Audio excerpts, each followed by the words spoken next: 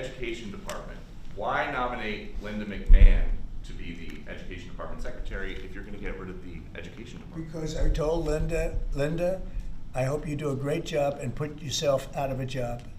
I want her to put herself out of a job. Education department. So we're ranked number 40 out of 40 schools, right? We're ranked number 1 in cost per pupil. So we spend more per pupil than any other country in the world, and we're ranked at the bottom of the list. We're ranked very badly. And what I want to do is let the states run schools. I believe strongly in school choice, but in addition to that, I want the states to run schools, and I want Linda to put herself out of a job. Do you think that's something you can do with an executive order, or you can I'd like to be able to do ask it. Congress Yeah, I to would do like to be able to. Look, if I could give the schools back to Iowa and Idaho and Indiana and all these places that run properly, there's many of them. I think, so if you look at the list, Denmark, Sweden, Norway, believe it or not, China's doing very well on that list, a list of well-educated, where they run their school system well. You have a lot of countries, not surprising names. I think that if you moved our schools into some of these states that are really well-run states, they would be as good as Denmark and Norway and Sweden and some of the other states.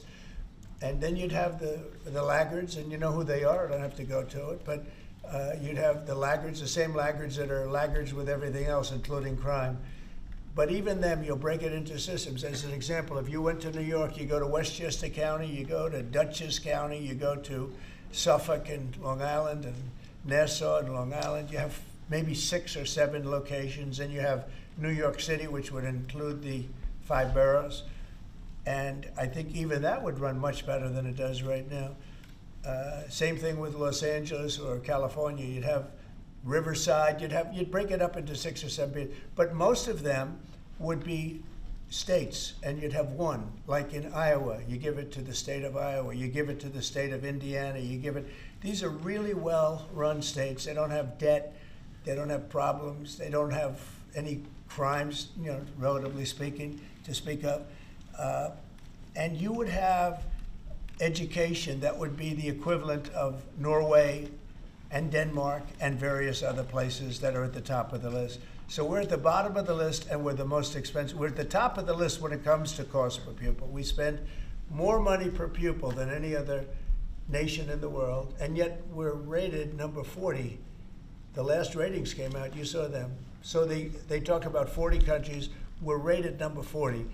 And I say that if we did this, we would go 20, 30 notches up. We could do great. And we would have some of the best districts in the world. But are you looking to do that with an executive order, sir, or do you need to work with Congress? Well, there are some people that say I could. I think I'd work with Congress. I think we'd have to work with the teachers union, because the teachers union is the only one that's opposed to it. Nobody else would want to hold them back. Look, we have to tell the teachers union, we're rated last in the world in education of the top 40.